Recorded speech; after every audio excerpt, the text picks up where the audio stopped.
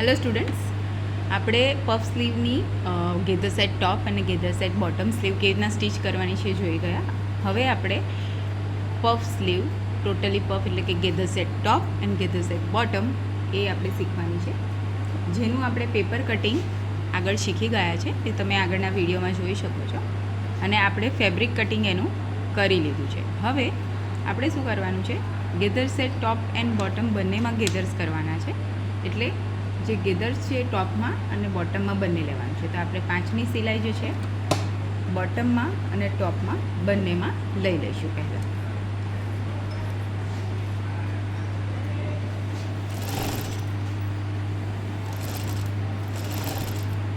સેન્ટરમાં જ આપણે લેવાની છે, એટલે આટલી જ લીધી છે અત્યારે આપણે સિલાઈ. બરાબર છે. આમાં થોડું ફેબ્રિક રાખીને આ રીતે અને બોટમમાં પણ એ રીતે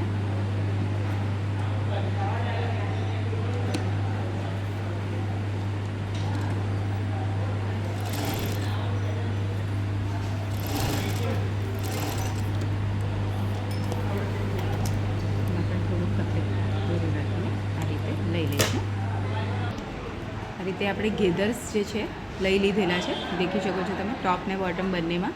હવે એને ફિનિશિંગ કરીશું. પહેલાં આનું બોટમ ફિનિશ કરીશું સ્લીવનું. જે રીતે ગેધર સેટ બોટમમાં કર્યું હતું એ રીતે જ સેમ મેથડથી આપણે આનું બોટમ ફિનિશ કરી રહ્યા છીએ. બરાબર.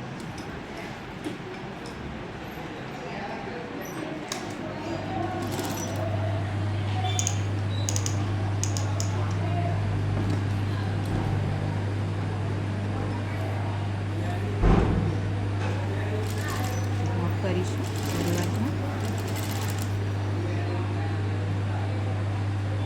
ગેધર જે છે આમ તેમ જે છે ખસી ના જાય, કાં તો એની કિનારીથી નીકળી ના જાય, એનું ખાસ આપણે ધ્યાન રાખવાનું છે જ્યારે ગેધર્સને તમે ફિક્સ કરો ત્યારે. બરાબર છે.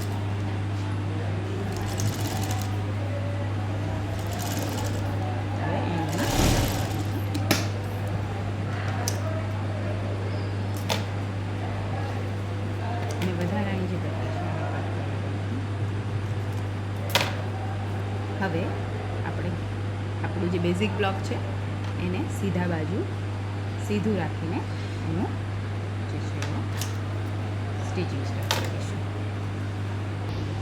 હવે જે છે આપણે આ રીતે સીધા જોડે સીધું રાખીને સિલાઈ સ્ટાર્ટ કરીશું.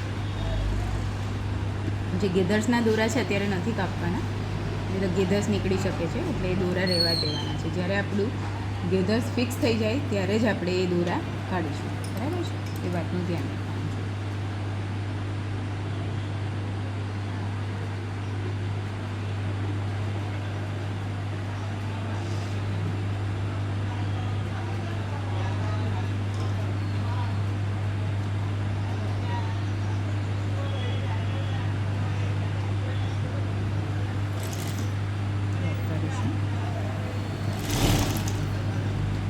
ધીરે ધીરે આમ હાલમાં સ્ટીચ કરીશું.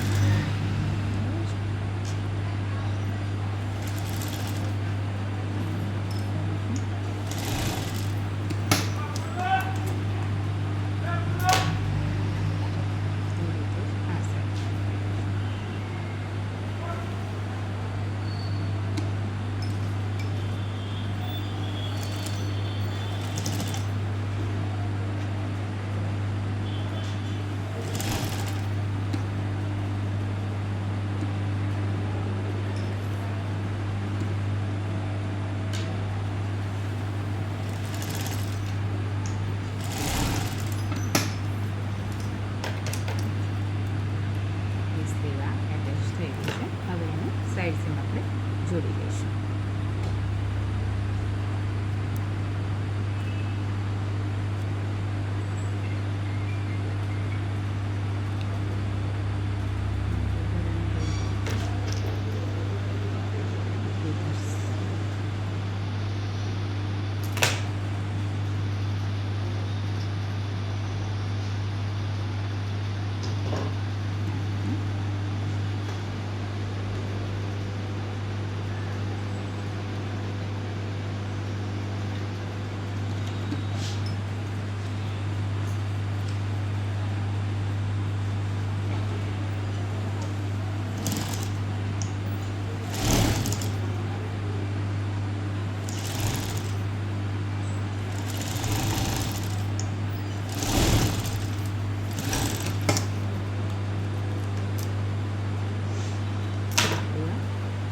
Gather set top and bottom sleeve ready થઈ ગઈ છે, જોઈ શકો છો. હવે જે વધારાના દોરા છે આપણા ગેધર્સ લીધેલા એ તમે ખેંચીને કાઢી શકો છો, જોઈ શકો છો.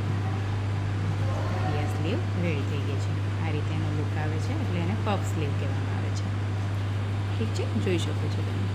હવે એમાં તમારે એ ખાસ ધ્યાન રાખવાનું છે કે જ્યારે તમે પફ સ્લીવ લો તો એમાં જે આપણે જ્યારે પેપર કટિંગ કરીએ છીએ તો એને હાઇટ એની વધારીને લઈ શકો છો, બરાબર છે. કેમ કે ગેધર્સ હશે એટલે આ ઉપસેલું રહેશે, એટલે અહીંયા થોડું ફેબ્રિક જોશે ને અહીંયા જોશે, જે આપણે ટોપ એન્ડ બોટમમાં લીધું છે એ રીતે. ઓકે, તો આપણી પફ સ્લીવ રેડી છે.